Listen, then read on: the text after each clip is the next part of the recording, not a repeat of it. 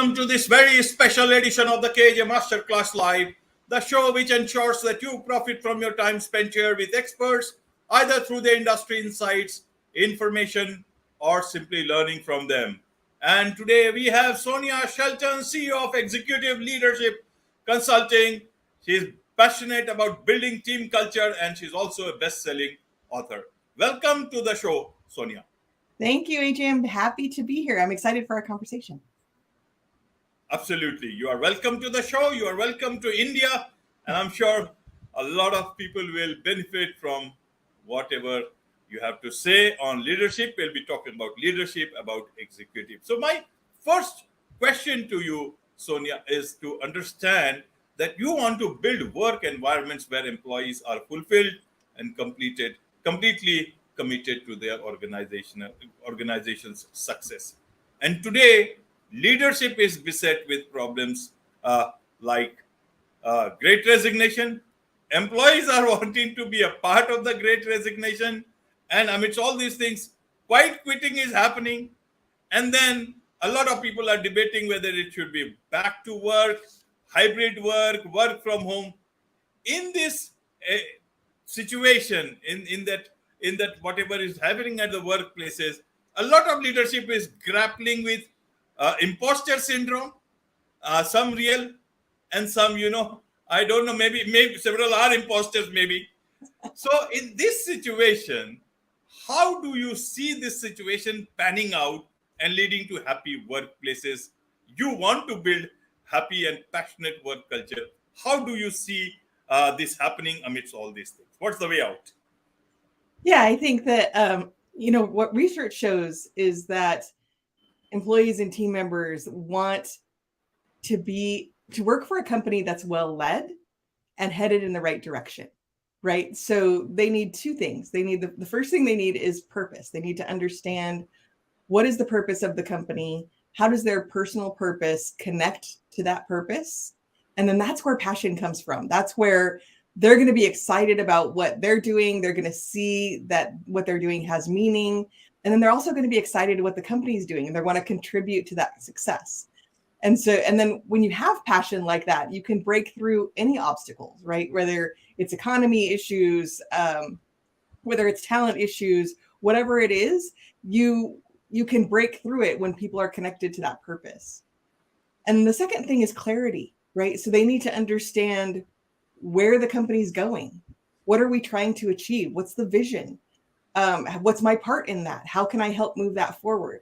And then I think thirdly, how are we doing, right? So I think sometimes we get so caught up in the day-to-day and working towards our goals and vision that we forget to stop and celebrate those small wins to show that we're making progress. And one of the things that you didn't mention that I'm seeing as a big trend in the workplace is burnout and overwhelm, right? So, and that's, I think really coming from this lack of purpose, lack of clarity, and then not taking the time to stop and celebrate the progress that's being made, even if it's small. So if you imagine if you're running on a treadmill, you don't really feel like you're going anywhere. And then that starts to create burnout because you don't really see you're making progress, right? So when you stop and celebrate those small wins, then you can see, okay, we're going somewhere. We're making progress in this direction. Sometimes it's hard. We face obstacles, but we're getting there, right? And that's where that creating a fulfilling place to work comes from. Absolutely. But you see, when you talk of purpose, then it also collides with profit. And that is a big dilemma for many, even for the right sort of leadership, if we call them actual leaders, because they also have pressure. And amidst this situation, when we are talking about better workplaces, a lot of employees are just worried about their jobs because it's the state of the economy, the state of the industry, and the industry also wants to be in good condition. So they are also focused on profit. Then how will this purpose come? And then who is the one who is going to put this purpose in place for the organization? Is it the executive? And if we are talking about the leaders, then where is that leader? If you are talking about executive, today there is this talk of why not automate the CEO. They have already got one in Hong Kong, and that is doing quite well, not bad, not too bad. AI CEO. So in this backdrop, where is the leader? Where is that passionate work culture? Again, who is going to do it? And how? Why is it that when people are in such top positions, they continue to remain just executives and not leadership, not leaders? So you have written a book also. You are an executive, but are you a leader? So tell us in that backdrop also, what's in that book? What can organizations, executives learn so that they can make the good transition from a mere executive to a leader who people love and who people can look up to? How do you see this? Yes, absolutely. So I wrote the book, You're an Executive, but Are You a Leader? To be a little bit provocative, right? So there isn't a difference between being an executive and being a leader necessarily. One is a title, one is a behavior, how you're showing up, performance, right? So it really is, and I mentioned at the beginning that people are looking for leadership. They want to work for a company that's well led and headed in the right direction. If you don't know where you're going, if you don't have that vision and purpose, nobody can follow you, right? If you're not clear about why the company does what it does, how it delivers that, and ultimately what both employees and customers can expect from you, then how is your team going to understand that? How can they help you achieve that? So when I talk about purpose, that's what I mean. Why do you do what you do? How do you deliver on that why? And then what can others expect from you, both internally and externally? And that creates your purpose, right? So when you have that, you mentioned the conflict between purpose and profit. Actually, when you really focus on your purpose, the profits happen exponentially, right? Because you're looking, and then you're really looking at every single process that you do, how you're structured. Is it aligned with our purpose? Is it aligned with our vision? Then you stop doing everything else, right? So if it's not aligned with where you're going and it's not aligned with why you exist, then you stop doing it, and you empower people to question and say, can we do this better? Can we do this more efficiently? And you can actually increase profits by really focusing on your purpose and vision, because everybody is laser focused on why we do what we do and where we're going. And everything else is just noise, and they can let it go. Right, Sonia. So to understand for the audience, if a common man wants to understand, why have we come to this crossroad? Why is this situation? Who is responsible for this? 1%, 2%, 10 people, the industry, one sector. How did we come to this situation? And let's look at good solutions. What is the way out of this? Because a lot of you advise a lot of top people. What is it that they come to? Everybody is nice. I have to I understand that.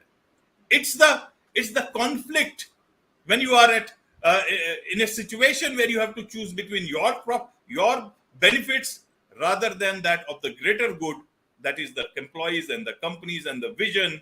And a lot of CEOs, they want to do good, but then there is the board, and then there are investors. So in this situation, what is the way out? What do you advise to these people? What is the problem that they generally come to you with? Purpose, profit, or anything else? Yeah, I think usually the problem that they come to me with is we either can't get our team aligned or on the same page, everybody moving in the same direction. People are not really focused, they're not performing, they're looking, or they're growing really fast, and they're looking to, how do we keep people together and really create a strong culture when we're growing so fast. And so those are usually the times when people will come to executive leadership consulting for help.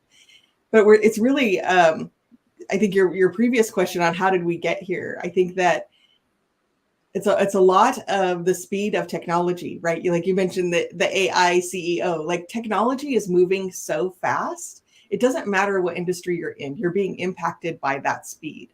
right? So we're getting so much information and we're moving at a pace that's faster than it's ever been before, and probably the slowest it'll ever be, right? Going forward, right? Things are moving fast. And as a result, people are taking in a lot of information. They're getting more reactive to what's happening rather than really staying focused on their purpose and vision and looking more long term and making decisions from that place of long term. Now, that doesn't mean I think a lot of companies used to do that, 3-year strategy or 5-year strategy. I tell clients that's really not possible anymore, right? You can't, we really can't predict where we're going to be 5 years from now anymore, but we can say what areas of focus do we need to have? What are the top 3 things that we need to focus on as a company to get towards our vision? And we can stay focused on that. And it doesn't matter. Yes, we can respond to what customers are asking for, or what's happening in the marketplace, but we can stay focused. So what I see is the biggest problem is that our companies are trying to do too much, or they're changing direction too fast and without understanding the why and standing on their purpose of just because your competitor is doing that doesn't mean that we should do that, right? And just really standing in their lane. And then I think there's also, with younger generations are not standing for things that don't have meaning, right? So they want to work for places. You mentioned the Great Resignation earlier and quiet quitting. When I watch some of these TikTok videos about young people talking about it, that's what it's about, right? They want what they do to mean something, and they're not going to stand for just showing up to work and following people who aren't leading them.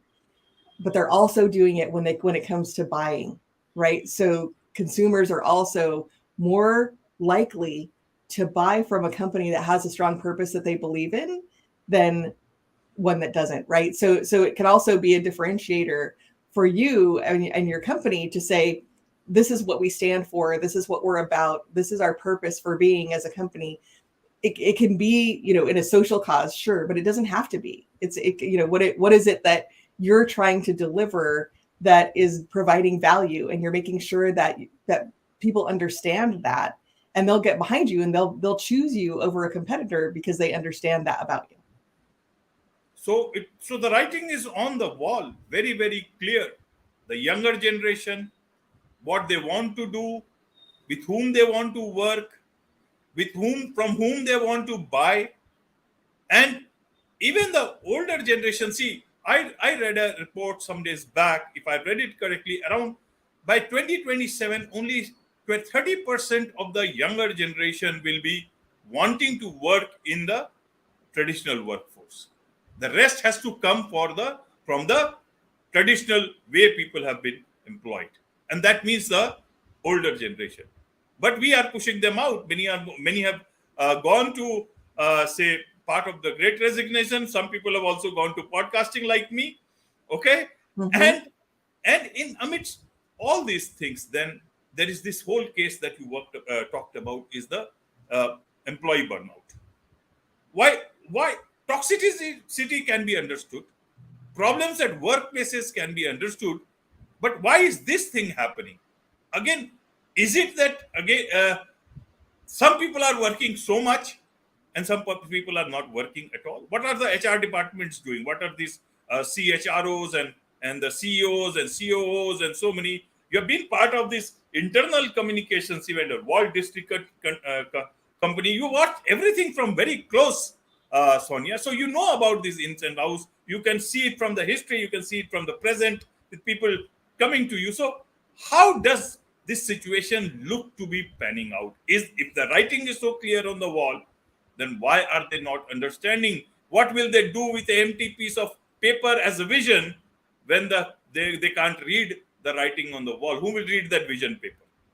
Yeah. So I think it is really, it's not HR's issue. It's the leadership's issue, right? And when I say leadership, I mean every single person in the company that leads other people, right? And making sure that they're aligned. They understand where the company is going. They understand what their piece of it is, and they're moving in that direction, so that they that they're all working together and collaborating. And I think there's also an element of really starting to look at people as individuals. So one of the things that we do is we have a tool that helps people understand their personal why. And we call it the why connection. Like why do you personally do what you do? How do you internally process information and bring that why to life? And then ultimately, what can other people expect from you? And when you understand, we call it your superpower, right? So when you understand your why connection and you understand your superpower, then you know if this is the right role for you. But then when the whole team understands it, for like if all of us as a team understand each other in that way, we can really leverage our strengths. And I think that the time of looking at leadership as one size fits all is gone, right? We need to treat people as individuals. We need to understand that there is diversity. We can leverage that diversity. We can bring each person's superpower to the table and be even stronger as a result. But we have to understand each other, and we have to understand ourselves first, right? And then we have to be able to understand each other. Right, right, Sonia. So, how does somebody make that transition from just being a executive to actually being somebody who people can, feel that this is the leader that we want? Or is your red thread leadership the answer to that? Can you share some tips here and tell us about this red thread leadership? You have also trademarked it. I can see that. So tell us about that. I'm curious about this. Yeah, absolutely. So I've talked a little bit about it already, right? We start with why. So if you've ever heard of the book by Simon Sinek, Start with Why, we completely agree with him that you need to start with why. And start, as I mentioned, starting with the individual why and then the team why. And then we use that to connect to the company purpose and start to help the leader develop what is the purpose of the company? What's the company why? What's the company how? What's the company what? And then we use that as the thread to connect everything they do in the company, right? So we use what are we call 5 Ps. So starting with purpose. And then we go to plan. So once you understand why you do what you do, how you do it, and what you deliver, then you can say, okay, so where do we want to go with this? What's our vision? Once we understand our long-term vision, what are our areas of focus? What's our strategy? What are our goals behind that in the short term? So that we have our full plan. And then everybody gets communicated, everybody in the company understands that plan, gets communicated out, and then they can start looking at their processes. So that's the 3rd P. Is say, okay, so if this is our purpose and this is our plan, are the processes that we have in place the most efficient way for us to get there? And that's where profitability comes in, right? So looking at how can we be more efficient in where we're going and not just doing things because we've always done them that way, right? Really empowering employees to question it. And then the 4th P is positions. Do you have the right people in the right roles? Are you structured the right way? Are you making the decisions the way that that you need to make the decisions? Are people being rewarded in a way that motivates them, right? So not just for their intrinsic motivation, which we talked about with purpose, but also compensation, promotions, all of those things. And so we talk about that in positions. And then the 5th P is passion, right? So that's where we connect are they passionate about the company? That once they understand the purpose, are they passionate about that purpose? Are they passionate about their role in that purpose? So they understand their own role in that, and are they connecting the dots between what they do every day and ultimately what the company is trying to do? And then do they have trust with each other and with the company? So in order to really create that passion, it starts on a foundation of trust. And so we measure, what is the level of trust within the company? Do they trust each other? Do they trust their manager? Do they trust the company in general? And then we also measure their level of passion, right? So are they passionate about their role, and are they passionate about the company? And then we use all of that to say, okay, so once we understand what's happening, all of this is defined, what support does leadership need to be able to deliver on this and to continue to lead without us helping them, right? To continue to run that red thread through everything that they do. Right, right, Sonia. One thing, I wanted to understand from you is that we say that the young generation are thinking differently. A lot of young people who have startups, who are into entrepreneurship, many a times I see there is a lot of talk about unicorn, and then you get sucked in by that idea. And they are young people. Why is it that it all gets distorted as soon as you want to build something? Only a few remain unaffected by this so-called hyper growth, not being in the hyper growth mode. How do you see that? Then who is the hope for the future? The younger generation, the new organizational way of thinking, the new leadership way of thinking. I'm trying to find some silver lining in the way I can see things going forward. Yeah, I think that the hype around unicorns is people looking for that differentiation, right? Looking for that purpose in meeting, something that makes them stand out, something that they can get passionate about. But then I think once they start, maybe they come up with that great idea, then they fall into that, what I talked about before, being reactive, right? So they don't stay with what their original vision was or what their original purpose was. They start listening to other people or making decisions too quickly, or looking more short term. They're not looking at their long-term plan. And then I think that you know, what is the silver lining, or where is the hope? I think is I actually love, I know a lot of leaders criticize the younger generation. I actually love what they're bringing to the table, because they don't put up with it, right? They're not standing for things, Right. and they're vocal publicly. They get on social media. You know, we've seen in the US that town halls that CEOs are doing where they're behaving badly end up in the press, right? Because people are recording it and then they're sending it out there. They're not standing for it, right? Which I think is helping us move into a direction, into recognizing there's a problem and starting to solve it. Absolutely. So I get to see some silver lining there. So that's a good thing. Now, Yeah. a lot of people who want to see that silver lining in their companies, a lot of people who want to understand more about you, and people who want to professionally get engaged with you, how can they do that? There's so much to learn from you, and to implement so many ideas through you. Yes, absolutely. So I am very active on LinkedIn. Absolutely can connect with me there. I'm posting regularly. Our website is executiveleader.com. We have, there's a link to my book there. It's also on Amazon. And we have hundreds of blog articles and webinars and things that you can do for free on the website, and resources that you can download. And then I'd love to just gift your audience a masterclass that I have on Red Thread Leadership, which they can access at redthreadleadership.com, and takes you through the 5 Ps, how to implement them, and how other companies have implemented them, to give you some ideas on how to create that red thread of the 5 Ps in your own company. Wonderful, wonderful. I will be happy. Thank you very much for that. I'll be happy to include that in the show notes, so that more and more people can benefit out of that. So with this, it's a wrap on this very special edition of the KAJ Masterclass Live. Thank you so much indeed for joining us. Thank you.